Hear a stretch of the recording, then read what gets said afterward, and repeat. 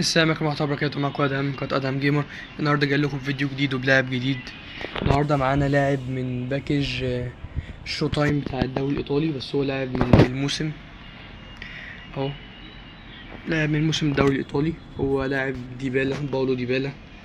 دي بطاقته، هو لاعب اشول 29 سنة. ليفل لحد ليفل 29، بيلعب في روما طبعا. كريتيف بلاي ميكر، بيلعب نص ملعب، مهاجم وجناح يمين ومهاجم تاني. عنده دبل تاتش، عنده اغلب المهارات اللي ممكن تحتاجها. اللونج رينج كيرلر دي بتحسب يعني تنفعك جدا، بقى ارتباط من بعيد، شوطة من لمسة واحدة، يعني منفذ ضربات جزاء مميز كده، حاجات زي كده. بس دي بتاعت اللعب. نروح بقى تاني حاجة، وهي تطوير اللعب. تطوير اللعب ديبالا تطوير عادي، يعني انا مرضتش اعرف التطوير بتاعه ان هو يعني تطوير كويس. واصلا يعني لاعب دريبل عالي، كل حاجة طاقته كلها حلوة جدا.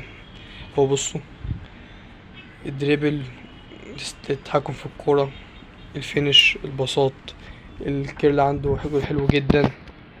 التسارع كويس، بس السرعة بتاعته قليلة شوية، بس مش تفرق معاك أوي يعني مش هتحس بيها أوي. كينج بار كويس طبعا. البالانس يعني أنا بس عشان أوريكم إن أنا ما عملتش حاجة فيها. هنمسح ونرجع تاني نعمل أهي زي ما وريت نفس الطاقات. بس دي تطوير باور ديبالا. وناقص بس رأي في اللعب بعد كده آخر حاجة، وهي لقطات اللعب. بس نروح على رأي في اللعب. رأي في اللعب، ديبالا من أحسن اللعيبة اللي بتلعب ارتوهات وبتشوط عامة يعني.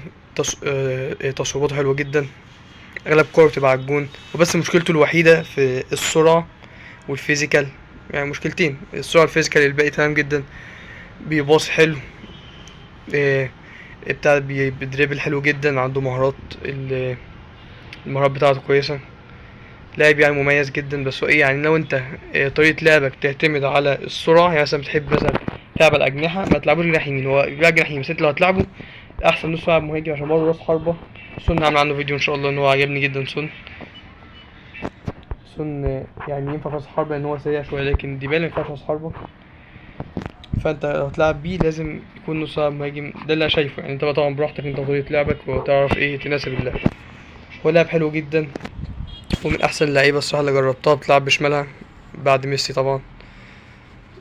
بس اخر حاجه اللقطات. بس قبل ما اوريكم اللقطات، يا ريت لو الفيديو عجبكم تعملوا لايك وتشتركوا في القناه.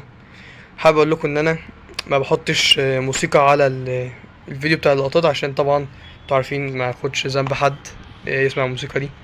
فعشان كده ده بيخلي اليوتيوب ما يظهرش الفيديو قوي. فيا ريت لو حد شاف فيديو عجبه ممكن مثلا يشيره لحد من صحابه بيحب بيس. وبس، روح على اللقطات.